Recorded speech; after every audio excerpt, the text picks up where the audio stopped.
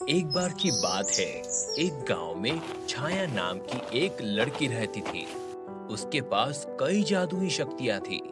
उन शक्तियों में से एक ये भी थी कि वो खड़े खड़े मंत्र बोल के कहीं भी गायब हो जाती थी और जिस जगह चाहे वहां पहुंच जाती थी। उसकी इन शक्तियों के बारे में बस उसकी माँ रमा को पता था।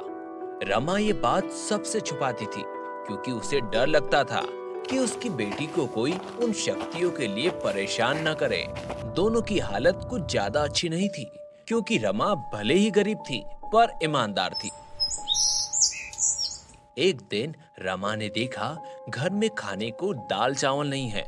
छाया, बेटा आज घर पे खाने को कुछ नहीं है। मैंने आज मेरी मालकिन से पैसे मांगे थे पर उन्होंने नहीं दिए मुझे। माँ, अब हम क्या करें? ऐसे तो हम भूखे मर जाएंगे। नहीं बेटा, कल मैं मालकिन से कुछ पैसे मांग के आती हूँ, उसके बाद थोड़ा राशन ले आऊंगी उन्हीं पैसों से। रमा को मन ही मन बहुत बुरा लगता है और उसे अपनी माँ पे गुस्सा आता है क्योंकि वो उसे अपनी शक्तियों का यूज नहीं करने देती। अगले दिन जब रमा काम पे जाती है तो छाया अपने घर पे अपनी शक्तियों का उपयोग करके एक बड़े से बैंक के अंदर पहुंच जाती है। वहां पे उसकी आंखों के सामने बहुत सारे पैसे और सोना होता है। छाया जल्दी जल्दी काफी पैसे और सोने अपने बैग में भरती है और अपनी शक्तियों से वापस अपने घर पे पहुंच जाती है। अब उसके पास बहुत सारा पैसा था जिसे वो अपने संदूक में छुपा के रख देती है। जब रमा वापस आती है तो छाया कहती है, माँ, आज जब तुम काम पे गई थी तो मैं एक होटल में साफ सफाई के काम से गई थी। उन लोगों ने मुझे कुछ पैसे दिए जिससे मैं राशन लेके आई हूँ। अरे वाह बेटी, मान गई।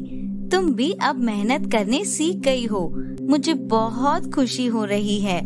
रमा नहीं जानती थी कि बेटी के पास संदूक में पैसा भरा पड़ा है। अगले कुछ दिन जब रमा काम पे जाती और वापस आती तो देखती घर की काया पलट जाती है। घर चमचमा रहा है और सब नई चीजें। बेटी, ये सब कैसे किया? माँ, वो मुझे कुछ पैसे मिले थे आज काम पे और मैंने कुछ ट्यूशन्स भी ले लिए हैं, तो वहाँ से भी पैसे मिले। रमा और छाया की जिंदगी अब सुधर चुकी होती है।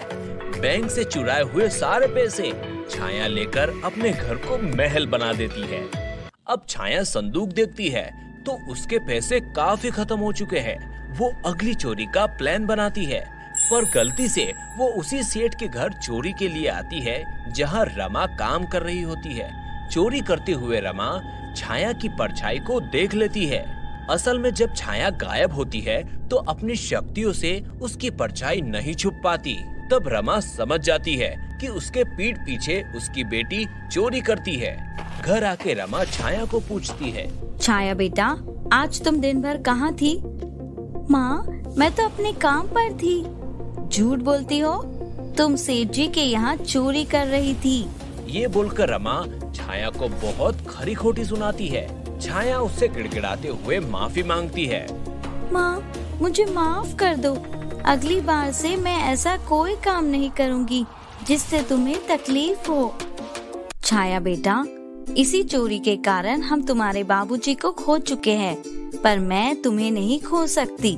वचन दो कि आगे से कभी चोरी नहीं करोगी। माँ, वचन देती हूँ आपको, आगे से कभी चोरी नहीं करूँगी। दोनों साथ में प्यार से अपना जीवन व्यतीत करने लगते हैं।